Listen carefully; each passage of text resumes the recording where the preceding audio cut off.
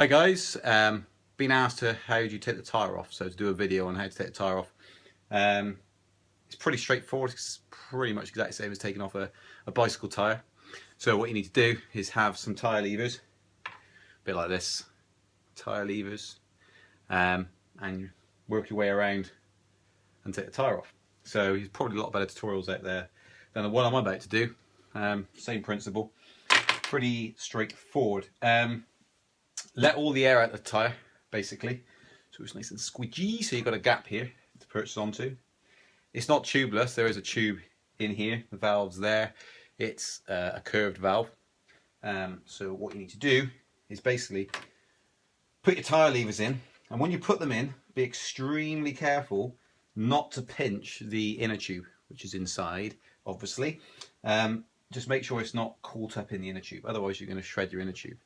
One of the things it's worth noting before you get carried away like I'm doing is if you've got a puncture, that's the reason you're changing it rather than you've worn the tyre down, check that it's not leaking from the valve first. If it's leaking from the valve, you can get a valve replacement kit, not from us but from eBay or wherever, a cycle shop, and just replace the valve first, and then obviously retest.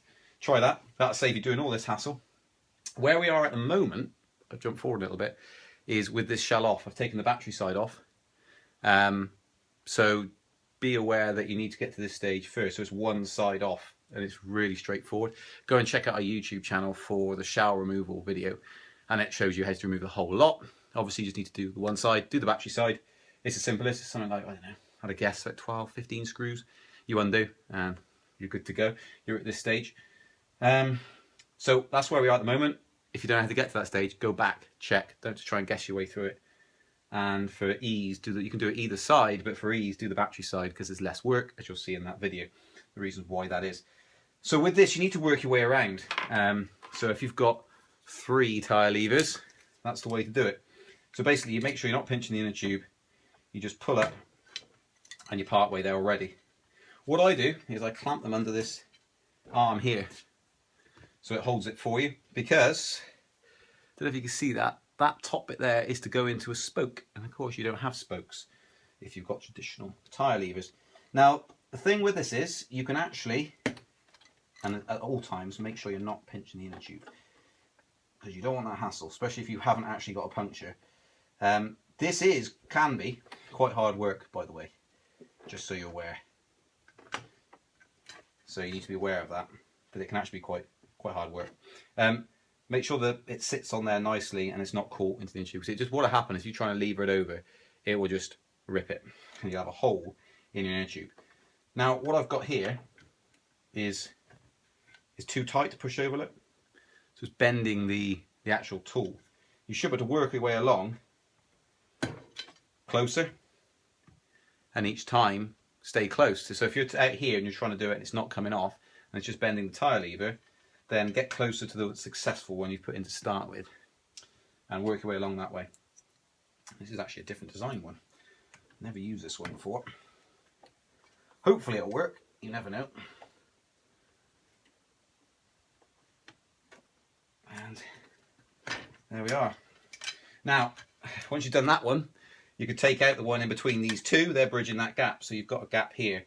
And I can actually put, I don't know if you can see it, I can put my finger underneath that. And so you just work your way along. You'll get to a stage. I'll just try and tuck that under there. It's a different style, so I can't actually tuck that one underneath there. I'll swap it for one that I can. How about that? There we go. You'll get to a stage where you don't need to go around the whole tyre. You'll find that once you've done this many, where we are now, you'll be able to just do this. Look, see? It's a piece of cake. Piece of cake, guys.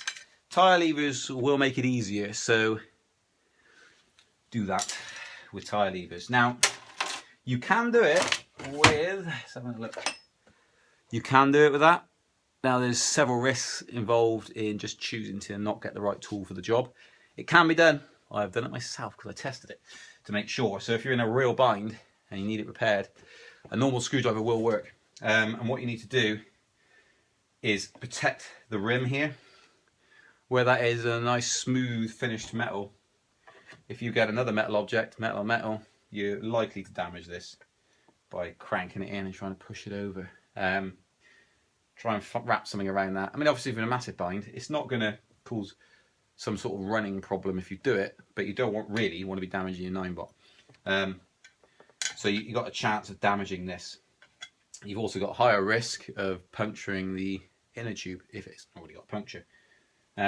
So you can do it with like a normal tool set. I wouldn't bother. Get a cycle thing. It's got a little hook on the end. Try and get fairly strong ones. I mean, this tyre is pretty tough, the first couple of levers, and then it sort of gets weaker as you work around. You'll see. Start doing it. But 3 will be sufficient. You one each side, pop the middle one back out, and on the 4th go, it should pop off enough. And you just use that hook and then just push it around as you saw. And then the tyre pops off. And where we are now is with the inner tube, which is here. The inner tube needs taking out, and you can pull this tyre. Get your hand underneath here and try and work that inner tube by turning it. It's on a C shape, not almost a C. You push it around and down, and it will pop out. And obviously, you need to release that first before you can remove the inner tube. So it's as simple as doing that. It is quite a fight. So be prepared for that. It's not super easy. It makes you fight for it. And then you remove the inner tube. Now, if you don't want to take the tyre off, this is where you'd replace the inner tube if you were replacing the inner tube. Okay? And you just swap that out, push that back in. There's the inner tube valve. You push that back in again. Job done. I would actually recommend, there's no real need to do this, but have the inner tube facing the way you usually run. So if it goes that way, so it's pointing down basically, so it's running that way. There's no real reason for that, but if you get branches and stuff, depends on what you're doing. If you're going really off-road, like we test it, don't want to get anything caught in there. It just sort of minimises that risk. But there's nothing wrong with this inner tube. I just took it out to help you guys out. So there we go. And the tyre, so if you want to take the tyre off, you'll be in a situation now where you need a bit of brute force, and that needs to come over the top of the other side. And all you got to do is pull it. And I'm trying to do it without wrecking the rest of this unit. And it's just brute force basically. It will go. What you can do is, if you really want to, you can use the tyre levers again and try and edge it off, but there's no need, because as you've just seen, voila, there is a tyre unit off a Ninebot ONE. So there you go, and you're left with what they call the motor, minus that bit. It's not part of the motor, but there you go. That is how you remove a tyre and an inner tube. Hope that helps and answers all your questions. Don't forget, pop to Speedy Feet with spares repairs and all the Ninebots and stuff. But there you go. That's the work that goes into it. Any questions, let me know. And we'll do our best to answer it. Cheers, guys. Bye.